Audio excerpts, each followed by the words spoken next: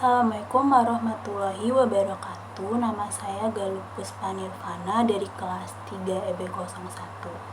Untuk memenuhi tugas mata kuliah akuntansi internasional, saya akan membahas dan mereview artikel yang ditulis oleh Jessica Handoko dan Gundono dari Universitas Gadjah Mada yang membahas tentang the effect of cognitive and affective aspect in decision making using balanced scorecard.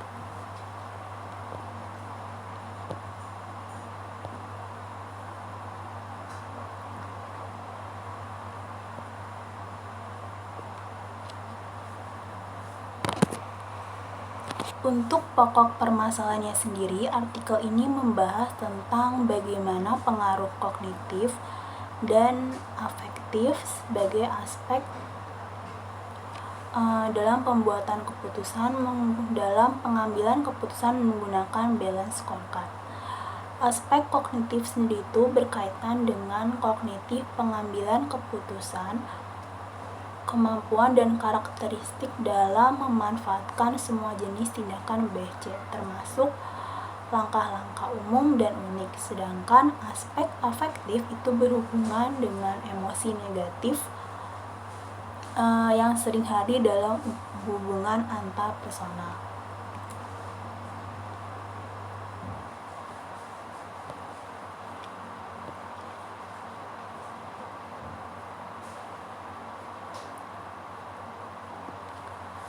Selanjutnya itu, balance scorecard sendiri merupakan strategi manajemen untuk meningkatkan, mengidentifikasi, dan mengukur beberapa fungsi internal bisnis dan bagaimana hasil eksternal dari bisnis tersebut. Data yang digunakan dalam balance scorecard sangat penting untuk mendukung hasil kuantitatif dan dipertimbangkan oleh manajerial perusahaan sebagai bahan dalam penentuan keputusan.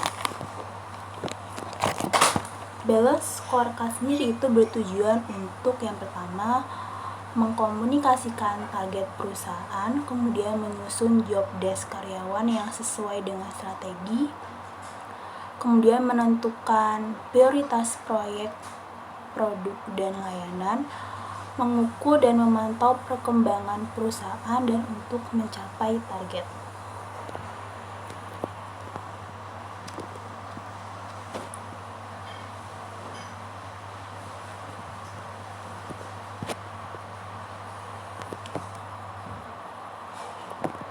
Selanjutnya, artikel ini membutuhkan beberapa teori pendukung.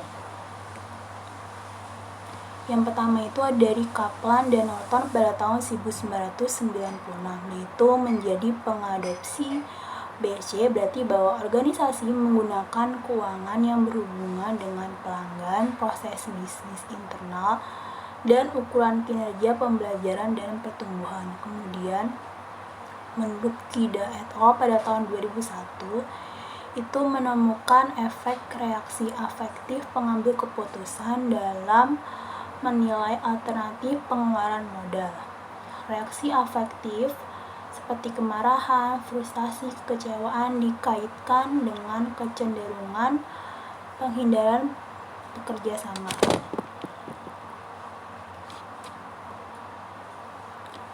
Lanjut oleh Swasembada pada tahun 2005. Efek kognitif dan afektif dalam pengambilan keputusan BC penting dilakukan dan diselidiki. Pertama, karena BC telah menjadi manajemen yang banyak dilakukan dengan alat praktik terbaik termasuk di Indonesia. Kemudian menurut Su pada tahun 2005, BC sebagai alat yang strategis untuk mengatasi kelemahan penilaian kinerja tradisional yang berfungsi sebagai kinerja modern, alat ukur dan mampu memadukan strategi bisnis ke dalam sistem manajemen. Menurut Tipe dan Staterio pada tahun 2000, itu membagi 4 jenis tindakan BC menjadi 2 kategori, yaitu tindakan umum dan tindakan unik. Tindakan umum itu diadopsi oleh lebih dari satu bisnis atau divisi, sedangkan ukuran unik itu berbeda dari antar divisi.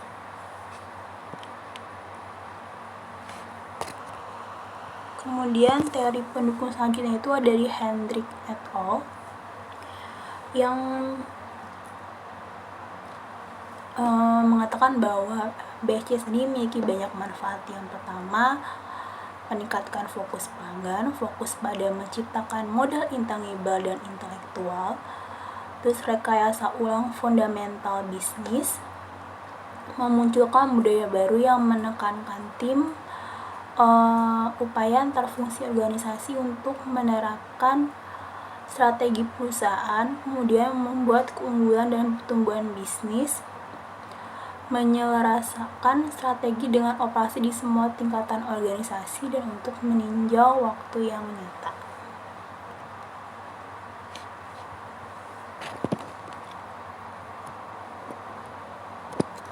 Lanjut ke metodologi penelitiannya.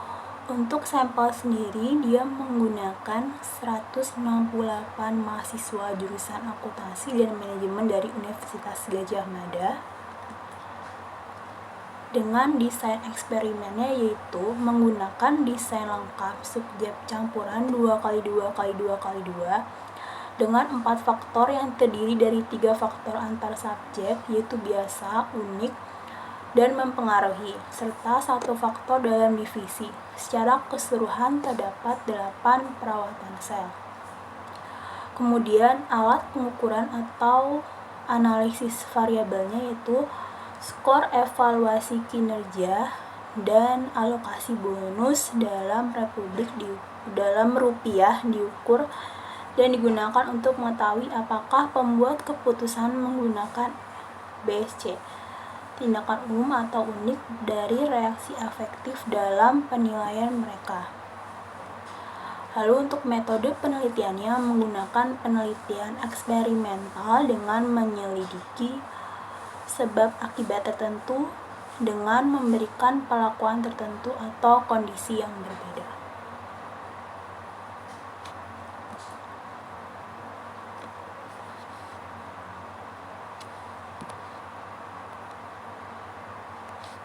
Kemudian untuk hasil penelitiannya sendiri itu terdapat efek ukuran BSC dalam pembuat penulisan, evaluasi kinerja. Hasil ini konsisten dengan tipe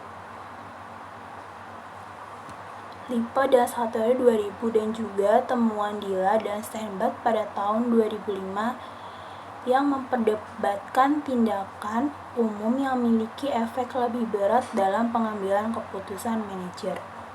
Kemudian yang kedua, terdapat konsistensi dengan hasil dari Dilla dan Steinbach pada tahun 2005 yang mengklaim bahwa pembuat keputusan yang memahami tentang teori dan struktur BSC seperti pada sampel penelitian ini akan menjadi lebih mudah untuk menggabungkan ukuran umum dan unik saat membandingkan dan mengevaluasi kinerja masing-masing departemen.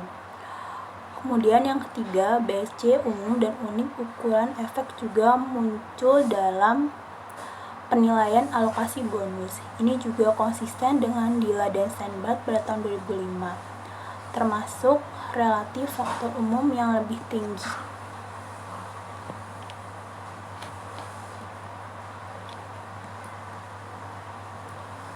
Lalu ada interpretasi hasil penelitian.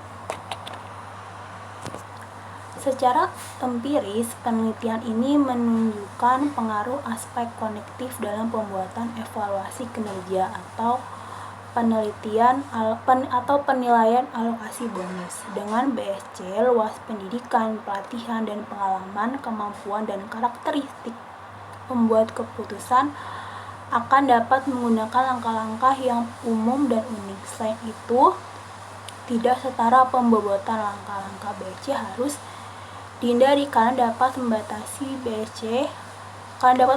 efektivitas BSC sebagai alat pengukuran kinerja. Kemudian, meskipun tidak ada dukungan untuk efek mempengaruhi itu, tidak berarti emosi yang negatif tidak akan mempengaruhi pengambilan keputusan rasional menggunakan BSC sama sekali. Kompleksitas struktur BSC mungkin membatasi efek itu, tapi tidak menghilangkan tidak menghilangkannya. Pengukuran kinerja yang objektif dan sistem imbalan harus dijaga dengan baik untuk menghindari emosi negatif yang mendominasi keputusan pembuat keputusan.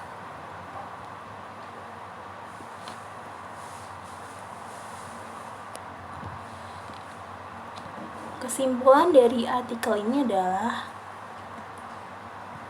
hasilnya menunjukkan bahwa langkah-langkah umum dan unik memiliki statistik efek signifikan pada penilaian evaluasi kinerja dan alokasi bonus, dan membuat keputusan lebih menekankan pada tindakan umum daripada yang unik. Tetapi temuan konsisten dengan penelitian sebelumnya menunjukkan sampel dengan pengetahuan BSC dapat memanfaatkan kedua jenis tindakan BSC. Meskipun tidak ada secara statistik dukungan signifikan untuk efek pengaruh, penelitian ini memberikan bukti penting untuk BSC mengadopsi untuk mempertimbangkan aspek kognitif dan efektif pembuatnya jika mereka mau untuk mengejar balance scorecard yang efektif.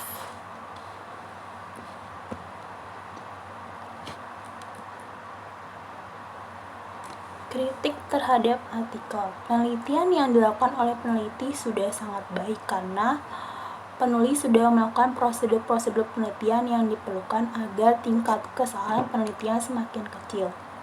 Penulis juga memberikan penjelasan yang lebih baik dapat dimengerti oleh banyak.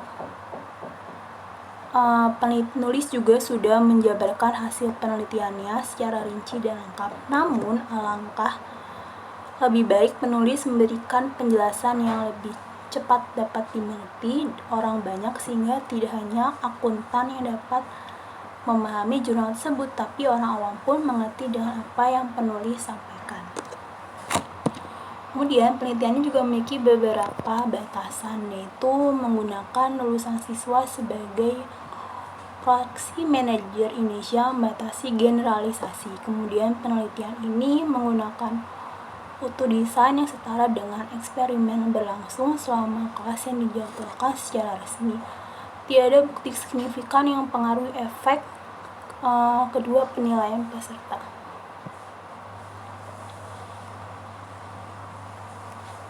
Untuk future research-nya, karena mekanisme dan waktu eksperimen tidak dapat menimbulkan reaksi emosional dari sampel, maka penelitian di masa depan bisa menyelidiki penyebab tidak adanya reaksi afektif dan seperti jenis kelamin, bekerja, atau pengalaman bekerja, gaya kognisi, dan lainnya, atau sejauh mana faktor ini mempengaruhi dengan memasukkan reaksi emosional positif juga. Dan juga faktor lain yang disarankan oleh peneliti lain harus sangat dipertimbangkan seperti diskusi kelompok seperti yang dikatakan oleh Hughes et al. Kemudian metode disagresi atau mekanisme teragresi, atau menggunakan pertanggungjawaban proses untuk mencari cara mengurangi kecenderungan bias ukuran umum. Sekian dari saya, jika ada kesalahan mohon maaf. Assalamualaikum warahmatullahi wabarakatuh.